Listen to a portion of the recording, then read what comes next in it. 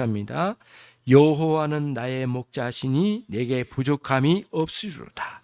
그가 나를 푸른 풀밭에 누이시며 쉴만한 물가로 인도하시는도다. 내 영혼을 소생시키시고 자기 이름을 위하여 의의 길로 인도하시는도다. 내가 사망의 음침한 골짜기로 다닐지라도 해를 두려워하지 않을 것은 주께서 나와 함께 하심이라. 주의 지팡이와 막대기가 나를 안위하시나이다. 주께서 내 원수의 목전에서 내게 상을 차려주시고 기름을 내 머리에 부으셨으니 내 잔이 넘치나이다. 내 평생의 선하심과 인자하심이 반드시 나를 따르리니 내가 여호와의 집에 영원히 살리로다. 아멘. 시편 23편만큼 설교를 많이 들은 성경 구절도 없을 거예요. 저도 몇 차례 했으니까요. 여러분도 자주 접한 말씀일 거라고 생각이 되어집니다. 그러나 설교라고 하는 것은 정보를 전달하는 것이 아니라 정보 이상으로 하나님의 은혜의 말씀인데 현재 목회자가 누리고 있는 은혜와 관련이 전혀 없는 말씀이 아닐 거고요. 현재 여러분에게 필요한 은혜를 주님께서 목회자를 통해서 말씀을 주실 거라고 확신합니다. 그래서 현재 설교가 굉장히 중요한 면이 있고요. 유튜브나 방송을 통해서 듣는 설교들이 매우 유익한 면이 없지 않아 있지만은 결점이 있습니다. 어떤 결점이 있느냐? 설교자와 인격적 관계 속에서 듣는 설교하고 정보 전달의 성격이 있는 그런 매체를 통해서 듣는 설교와는 차이가 있는 것이죠.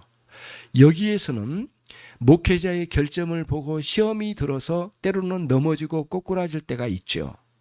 그러나 은혜를 주셔서 목회자를 용서하거나 성도를 용서하면서 다시 용서의 은혜가 무엇인지를 경험하면서 그때 들은 말씀이 또 다른 감으로 다가와 우리에게 은혜를 주시는 것이죠.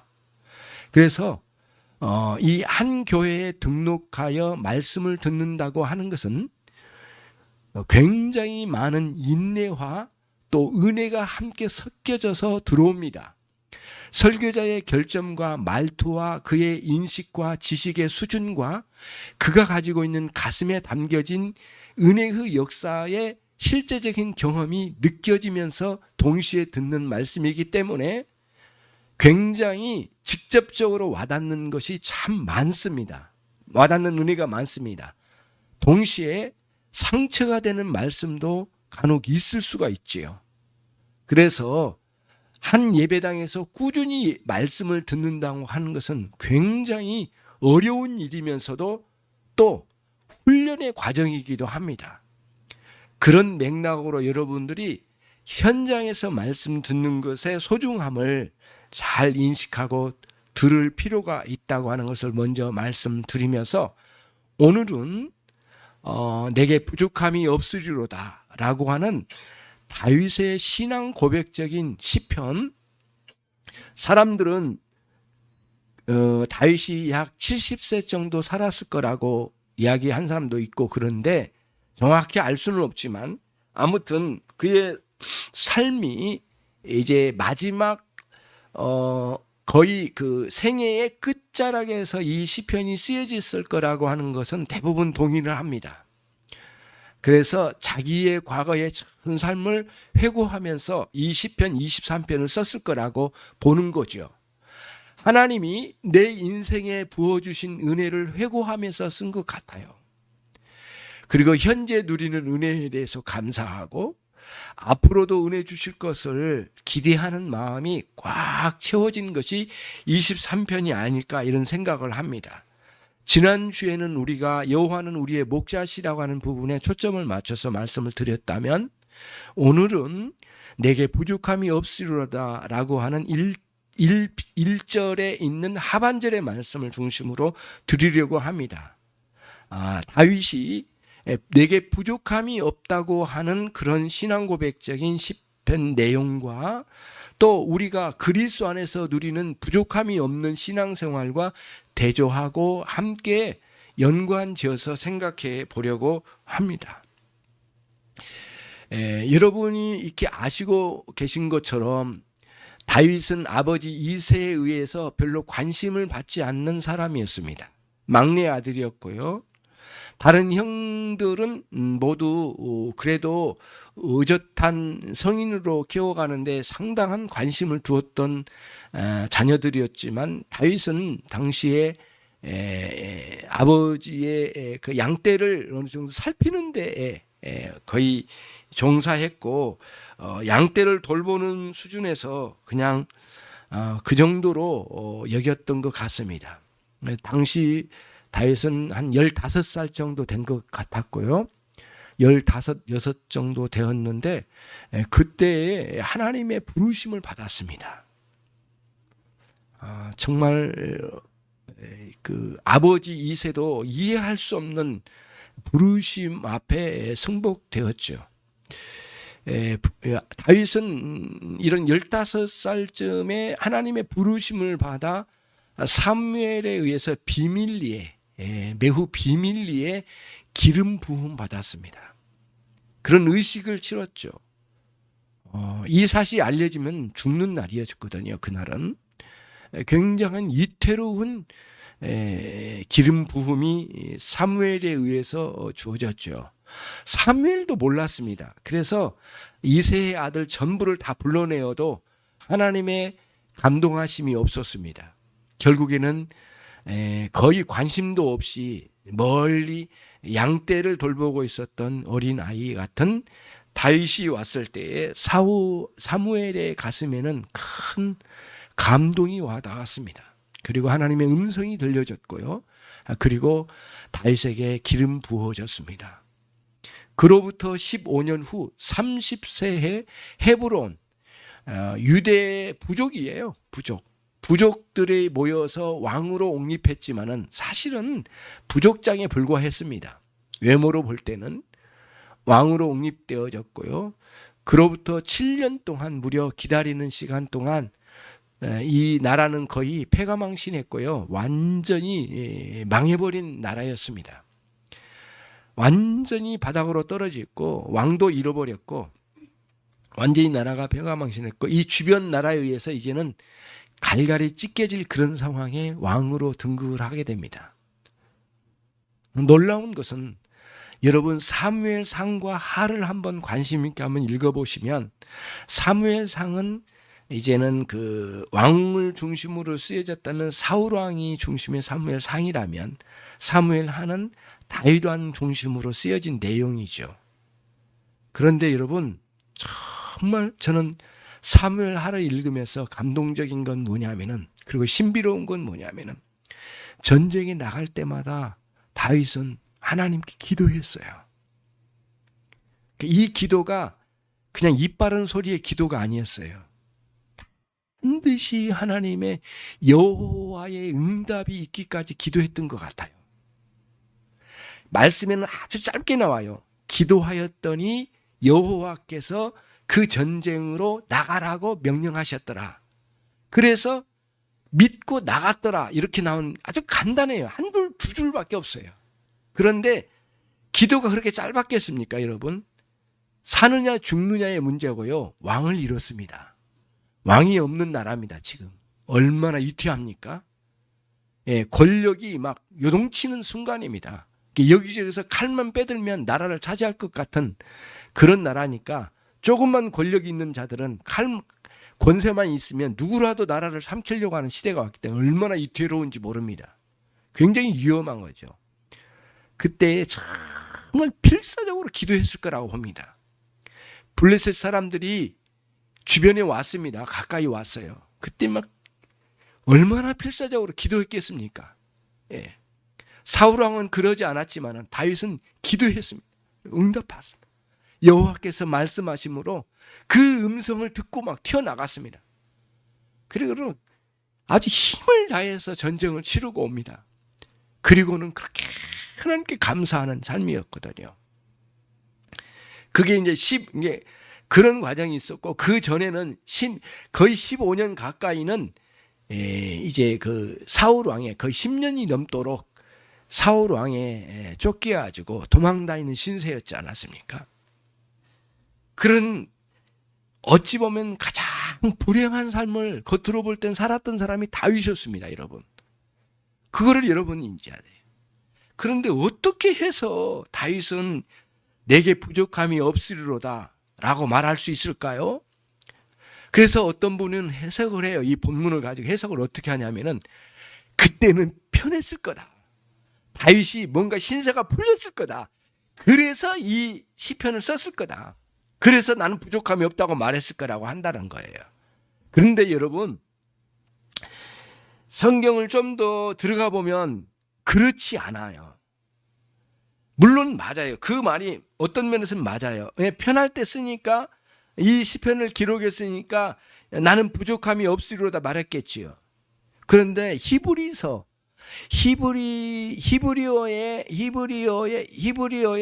그 어법 중에 그 미완료형이라는 동사가 있습니다. 미완료형. 이 미완료형은요, 여러분, 어떤 의미가 있느냐면은, 과거에도 부족함이 없어 감사했고, 현재도 너무 감사하고, 미래에도 하나님께서 내게 부족함이 없도록 해주실 거라고 하는 확신과 소망을 품은 내용이라는 거예요. 미완료형인데 과거, 현재, 미래 전체에 관련됐어요. 그러니까 그런 의미가 있어요. 이 부족함이 없다라고 하는 것은 과거에도 그랬고 지금도 그렇고 앞으로도 그럴 거란 거예요. 미완료형의 동사에 아주 독특한 의미가 담겨져 있어요, 히브리어에. 근데 이 오늘 내게 부족함이 없으리로다, 이 내용 자체가, 이 동사가 미완료형으로 되어 있어요. 그러니까 사람들이 말하기를 신세가 풀리고 왕이 되고 돈도 많이 갖고 부자가 되니까, 신세 풀리니까 이렇게 고백할 수 있었겠지라고 말하는 것은 충분하게 해석이 안 되는 거예요. 다윗이 고백하는 것은 과거, 현재, 미래에 동일하게 하나님 내게 부족함이 없게 하셨다는 거예요. 그래서 과거를 한번 돌아봤어요. 그랬더니 얼마나 어려운 상황에서 하나님께 나갔는지, 다윗이 고난 속에서 그토록 하나님을 찾았던 거예요. 그리고 모든 시험과 환난이 하나님과 다윗을 갈라놓는 데 목표로 삼았다면, 다윗은 그 모든 상황에서도 하나님과 자신과의 관계를 놓치지 않으려고 필사적으로 싸웠어요. 그러니까 단순히 목숨을 부지하기 위해서 도망다녔다라고만 보면 다윗은 한 인간의 행위로만 보여질 것 같아요. 평범한 인간, 그리고 열심히 잘 산 인간으로만 보여질 거예요. 그러나 다윗의 심중 깊은 곳은 어떠한 상황에서도 여호와 하나님과 자기와의 관계를 놓치지 않으려고 하고, 또 한 번도 하나님께서 놓았다라고 생각하지 그런 시험이 들 때는 그런 호소가 있긴 있었지만, 한 번도 하나님께로부터 떨어진 존재로 자기를 그런 식으로 자기가 시험에 들어서 헤어나오지 못한 적은 없었던 것 같아요. 물론 간간히 시험 든 적은 없지 않아 있었지만, 그래서 오히려 어려운 상황일수록 더욱더 다윗은 여호와 하나님과의 관계에서 더 깊이 들어간 사람이었어요. 그리고 23편을 기록할 때에는 하나님 꽃을 피웠다라고 생각이 되어져요.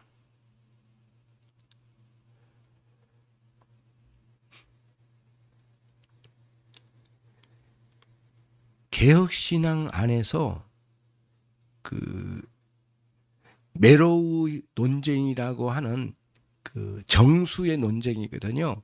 그 현대 신학의 정수의 논쟁이라고 하는 게 에드워드 피셔의 글에 시작되었고 논쟁인데, 그 중에 뭐 다른 내용도 많이 있겠지만은 그 중에 하나가 굉장히 제 뇌리에 아주 강하게 스치고 지나갔어. 아주 가슴에 박혔어. 뭐냐면은,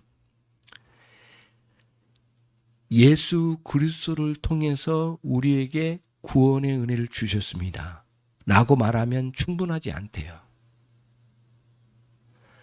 예수 그리스도를 통해서 여러분에게, 저에게 구원의 은혜를 주셨습니다 라고 말하면 충분하지 않다. 그러면 어떻게 말을 하는가? 예수 그리스도를 통해서 우리에게 구원의 은혜를 주신 것도 맞지만 충분하지 않으니 예수 그리스도 안에서 우리에게 구원을 주신 겁니다. 이게 별 차이가 없는 것 같지만 엄청난 차이가 있어요. 예수 그리스도를 통해서 우리에게 구원의 은혜를 주셨다고 하는 것은 그렇게만 멈추면 잠재의식 속에 뭐가 스며드냐. 예수님은 우리에게 구원의 은혜를 주신 수단일 뿐이라고 하는 인식에 빠질 가능성이 많대요. 그 지점에서 저는 굉장히 새롭게 확 열려진 부분이 있었어요. 틀린 말은 아닌데 충분하지 않은 용어가 우리의 신앙생활에 굉장히 많겠다. 저는 용어 싸움, 용어를 말하려고 한 게 아니에요. 저와 여러분에게 인식의 문제예요. 구원의 은혜와 예수 그리스도를 분리시켜서 인식하는 거야말로 가장 위험스럽고 가장 우리로 하여금 신앙인답지 않게 인식할 가능성이 많다는 거예요. 그래서 그리스도 안에 구원이 있는 거지, 그리스도께서 은혜를 주신 것으로 그리스도 밖에 그 은혜가 있는 것처럼 그렇게 믿고 있지는 않는다고 말하지만은 인식을 그렇게 할 수 있다는 거예요. 그래서 구원의 은혜에 감격하는 사람은 마땅히 그리스도와의 관계에 집중해야 된다는 거예요. 그러면은 여러분들이 제가 드리는 말씀에 이해가 되는지 모르겠지만, 여러분, 여호와 하나님께서 다윗에게 도움을 주신 분으로만 인식하면 안 된다는 거예요. 여호와 하나님은 다윗을 여호와 하나님 안쪽으로 품으신 거예요. 그런 관점이라고 봐야 된다고 하는 거예요. 여호와 하나님과의 관계가 있는데 여호와 하나님의 도우심을 받아서 잘 산 다윗이 아니라 여호와 하나님의 통치 속에 들어가 있는 존재로 인식을 했다고 하는 거예요. 다윗의 생애는 그런 생애였다고 보는 거예요. 저와 여러분이 지금까지 하나님의 인도하심을 따라 여기 왔습니다. 그러면 하나님의 도우심과 인도하심이라는 말이 틀리지는 않지만은 충분하지 않은 것이라고 하는 거예요. 네. 그렇죠? 이해되신가요? 예수 그리스도와의 인격적 관계를 소홀히 하고 뭔가 구원의 은혜 안에 있다라고 생각하는 것이야말로 우리가 오류에 빠질 가능성이 굉장히 많은 거란 거예요. 이 부분이. 나는 구원의 은혜를 받았어. 나 예수 믿는 사람이야. 말로는 예수님 안에 있어. 말로는 하지만 그리스도 안에 내가 있음. 영원히 버리지 아니하시고 그리스도 안에 내가 들어가 있음. 그 어떤 것으로도 우리를 그리스도와의 관계를 끊을 수 없는 관계 속에 들어와 있음. 이 인식에 대한 감격, 그리고 그 감격으로 인해서 흘러나오는 예배, 기도, 감사, 찬양, 이런 것들이 우리에게 정상적으로 이루어져야 한다고 하는 거예요. 그래서 다윗은 여호와 하나님의 도움을 많이 잘 받은 사람이 아니에요. 다윗은 여호와 하나님 안에 있었던 사람이에요. 그런 관계. 그래서 여호와 하나님과의 관계가 얼마나 예수 그리스도 안에 우리가 있다고 하잖아요. 그래서 그리스도인이라는 용어 자체도 충분하지 않대요. 그럼 보면은. 그래서 실제로 성경에 그리스도인이라는 용어는 몇 차례 안 나와요. 그렇지만 그리스도 예수 안에 있는 우리라고 하는 표현은, 예수 그리스도 안에라고 하는 표현은 수십 번 나와요. 신약 성경에. 이게 중요하기 때문에 이걸 강조했다고 하는 거예요. 저와 여러분은 그리스도 안에 있는 존재라고 하는 인식이 너무 중요해요. 그래서 구원의 은혜에 감격하는 것은 그리스도와의 관계를 중심에 둔 감격이고 감사해야 되는 거죠. 그럴 수밖에 없죠. 그리스도 안에 있는 존재로 인식하는 것이 중심을 축을 이루니까. 그래서 복음은 그리스도께 주신 구원의 은혜가 초점이 아니라 정확히 말하면 그리스도가 복음이에요. 이렇게 봐야 된다고 하는 거예요. 그래서 요한 1서를 보면 여러분 다시 보게 돼요. 요한 1서를 계속해서 하나님 아버지와의 교제, 그리스도와의 교제, 성령님과의 교제, 삼위 하나님 일체와의 교제가 얼마나 중요하게 계속 말하는지 몰라요. 그러면 그게 그리스도 안에 있는 신자의 삶의 본분인 거예요. 그게 다윗이 나는 부족함이 없으리로다고 하는 이런 고백은 신세 풀리고 돈 좀 모아지고 왕 됐고 그리고 주변 땅 다 차지하고 뭔가 좋은 상황이 되어서라고 표현하면, 그래서 표현했다라고 말하면 시편 23편은 이해를 못하고 있는 것이죠. 결국에는 인간적인 육적인 시각으로 보는 23편이 불과할 거라고 저는 확신해요. 그럼 뭐냐? 여호와 하나님 안에 존재하고 있는 다윗 자신이 그걸 인식했고 그걸 누렸고 영원히 떨어지지 않는 여호와 하나님과의 관계, 신약적 관점으로는 삼일체 하나님 안에 있는 우리 존재예요. 그래서 그 마태복음 28장의 19절 이하에 나온 내용 중에 성부, 성자, 성령의 이름으로 이름으로 가르치고 그들에게 가르치고 세례를 주어 제자 삼으라는 말씀이 있잖아요. 성부, 성자, 성령의 이름으로. 그 이름으로가 한 게 뭐냐면은 그 수단이나 도구가 아니에요. 개념이 아니에요. 성부, 성자, 성령 안으로예요. 그래서 인크라이스트라고 하는 신학적인 요소가 굉장히 중요한 이 인식은 너무너무 소중한 부분이라고 하는 거예요. 근데 이전에도 모르는 거 아니에요. 여러분도 모르는 거 아니고 저도 모르는 건 아니었는데 이 관점을 갖느냐 못 갖느냐의 문제는 그리스도와 인격적 관계를 내 생애 기간 동안에 이토록 소중하게 여기야 하는 것인가의 문제에 우리의 신앙의 방향성이 확 달라진다라고 생각돼요. 그리스도께서는 그리스도를 통해서 우리에게 구원의 은혜를 주신 것이라고 하는 것만으로는 충분하지 않다. 그리스도 안에 구원의 은혜가 있다.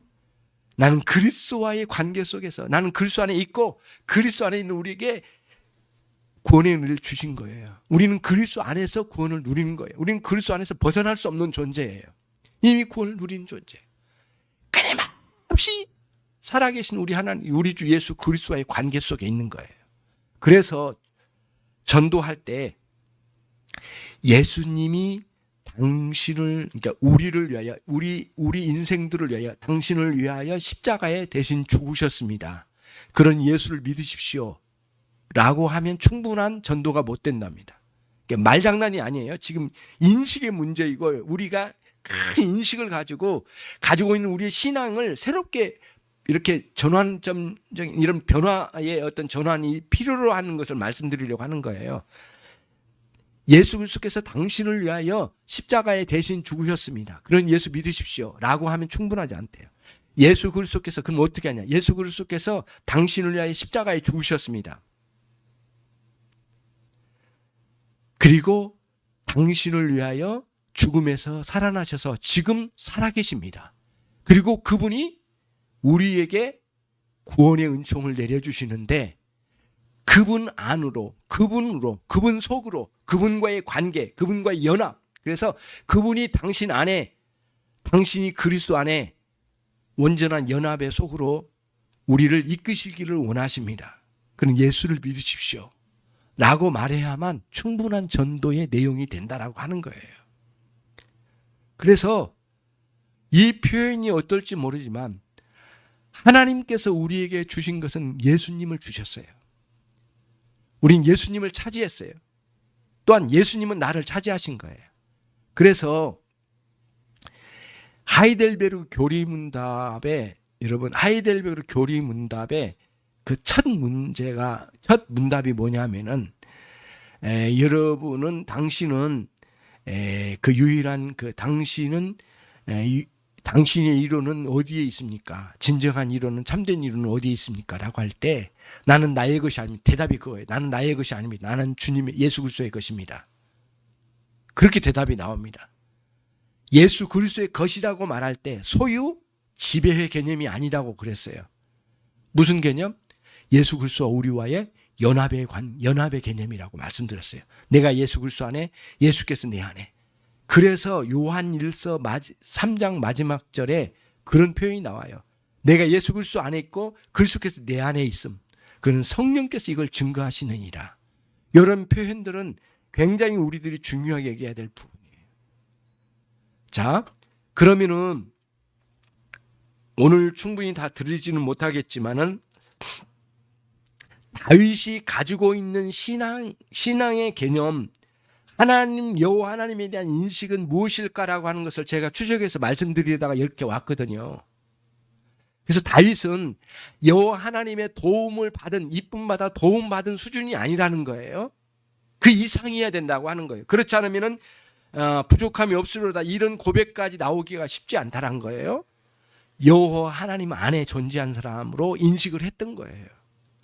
그토록 관계가 뗄 수 없는 여호와 하나님과 다윗과의 관계를 지금 설명하려고 하는 거예요. 그러면 저와 우리와 우리 주 예수 그리스도와의 관계가 어떤 관계냐는 거예요.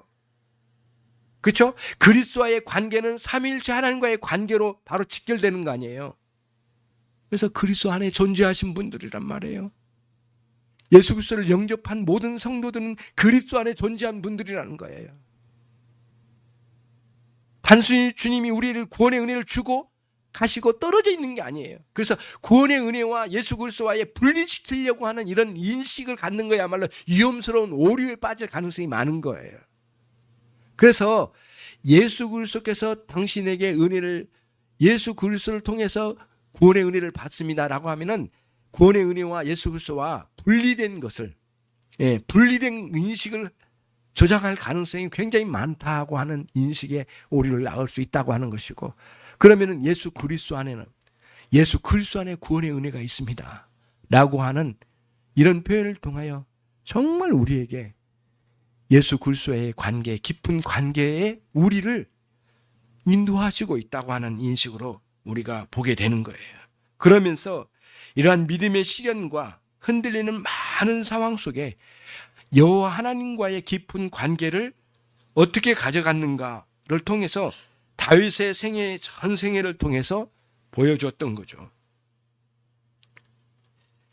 그러니까 사울은 하나님과의 관계에 그렇게 관심이 없었던 사람이에요. 알려고도 하지 않고 그 관계를 누리지도 못했던 사람이었고, 다윗은 정반대로 하나님과의 관계가 갈수록 깊어졌던 사람이라는 거예요. 고난이 오면 올수록 더 하나님과의 관계 속에서 고뇌했던 사람이에요. 그러니까 사울 왕과 이 다윗의 관계가 그런 관점에서 큰 다름을 보고 있어요. 그래서 저와 여러분에게 있어서의 인생 최고의 축복이 뭐냐라고 물으면 예수 그리스도 안에 거함이라고 말할 수 있어요. 그리스도께서 내 안에 거하시고 내가 그리스도 안에 거하시고 말이죠. 이런 관점에서 우리들이 볼 수 있어야 되겠다고 하는 거예요. 그래서 다윗은 여호와는 나의 목자시니 내게 부족함이 없으리로다 라고 하는 이 표현을 통하여 우리를 하나님과의, 여호와 하나님과의 관계로 우리를 초대하고 있는 초청장과 같은 말씀이 아닐 수가 없어요. 이러한 관계는 사람들이 알 수 없는 비밀과 같은 거예요. 다윗의 이러한 하나님과 긴밀한 관계는 사람들이 알 수 없는 비밀에 속한 것이라고 생각되어져요. 그래서 출애굽기 6장 7절에도 이런 내용들이 나와요. 너희를 내 백성 삼고 나는 너희 하나님이 되리니 나는 애굽 사람의 무거운 짐에서 너희를 빼낸 너희의 하나님 여호와인 줄을 너희가 알리라. 그러니까 하나님 여호와 하나님과 이스라엘 백성과의 관계를 좀 알라고 하는 거예요. 저와 여러분이 굉장히 이 부분을 중요하게 다뤄가야 할 거라고 보는 거죠. 그래서 과거, 현재, 미래 그치지 않는 하나님의 은혜가 계속되어지고 있음을, 그리고 자신을 이 목양의 관계, 하나님은 목자이시고 자기는 한 마리의 양으로서, 그렇죠? 신약 성경에 그리스도와 우리와의 관계의 그림 언어로 볼 때 가장 아름다운 관계가 사실은 저는 목양 관계라고 보여집니다. 목자로서 한 마리의 양은 가축 중에 가장 연약하대요. 싸울 줄도 모르고요, 도망갈 줄도 모르고요. 그리고 뭐 공격력도 없고 수비력도 없는 게 가장 가축 중에 약한 게 양이랍니다. 근데 가장 자비로우시고 능력 많으시고 사랑이 많으시는 목자의 모습으로 오셔서 저와 여러분을 치시는 거예요. 목양하시는 거예요. 그러니까 보호와 공급의 목자이신 우리 주 예수 그리스도께서 오신 거예요. 그래서 다윗은 그런 인식을 노년에 가졌던 것 같아요. 그래서 과거의 험난한 세월을 쭉 추적해서 보았을 때도 그렇고 지금도 그렇고 앞으로도 여호와 하나님은 나의 목자시다. 그리고 과거에 그러하셨으니 너무 감사하고 지금도 그 은혜에 감사하고 앞으로도 그런 소망을 내가 품고 살고 있다 라고 하는 걸 23편에서 다윗이 말하고 싶었던 것이죠. 예수님께서 이제 이 부분은 아주 노골적으로 말씀을 천명하셨어요. 나는 선한 목자다. 그리고 선한 목자는 양의 음성을 알고 또 양도 목자의 음성을 안다고 말씀하심으로써 어떻게 양 한 마리가 목자를 따라가는지, 어떤 방식으로 목자의 음성을 따라 이렇게 관계가 형성된다고 하는 것을, 그리고 주님은 또 그 자리에서 양들을 위하여 죽어주실 것을 약속까지 하셨어요. 그리고 이 땅에 오신 목적과도 아주 명확하게 말씀하셨어요. 10장 10절의 요한복음, 나는 양을 위하여 왔다. 그리고 그 양들의 생명을 위하여 왔다. 생명을 주기 위하여 왔다. 그리고 심지어는 그 생명이 무럭무럭 풍성하게 왕성하게 성장되길 위하여 내가 왔다. 예수님 말씀하셨어요. 그래서 우리의 신앙의 성장과 생명이 시작된 것과 생명의 성장은 반드시 그리스도와의 관계 속에 있다. 그리고 그 그림 언어로는 목양적 관계다 라고 하는 거예요. 그거를 가장 감동적으로 다윗은 그런 목양적 관계로 여호와 하나님과의 관계를 그림 언어로 우리에게 보여주신 거예요. 저와 여러분이 오늘 충분하지는 않지만 다윗이 고백한 여호와 하나님과의 한 신자와의 관계의 그림 언어로, 그리고 우리 주 예수 그리스도와의 관계를 어떻게 더 세밀하게 우리가 살펴보아야 되는가, 그리고 어떤 인식으로 가야 되는가를 말씀드리려고 했습니다. 이것은 동일한 맥락이기 때문에 그렇죠. 그리스도 안에서 영원토록 그 생명을 누리시는 여러분이 되시고 복된 삶이 계속되기를 주님의 이름으로 축원합니다. 주님 감사합니다. 오늘 또 복된 진리의 말씀으로 우리에게 전해주시고 우리가 새롭게 이 말씀을 통하여 도전을 받습니다. 하나님, 희미하거나 하나님 우리가 애매모호하게 우리 주님과의 관계를 가지고 있는 것이 아닌 것을 분명히 우리가 말씀을 통해서 깨닫게 되었사오니 우리의 인생 천만의 주의 은혜로 충만케 하시고 복되게 해 주시옵소서. 그리스도 안에서 누리는 이 생명의 은혜를 마음껏 누리되 우리 주 예수 그리스도의 인격적 관계 속에서 무한한 은혜가 있음을 다시 한번 돌아보고 그 관계에 집중하는 우리의 삶이 되게 해 주시기를 원합니다. 한 주간도 주님께서 선하게 인도해 주실 줄로 믿습니다. 예수 그리스도의 이름으로 기도 올려옵나이다. 주 예수 그리스도의 은혜와 하나님 아버지의 극진하신 그 사랑과 우리 성령님의 내주 교통하심이 오늘 예수 그리스도 안에서 누리는 은혜의 세계에 대해서 깨닫고 돌아가며 그 안에 머물러 있어 영광스러움을 알고 또 하나는 집중하고자 하는 모든 종들 위해 지금으로부터 영원토록 함께 있을지어다. 아멘.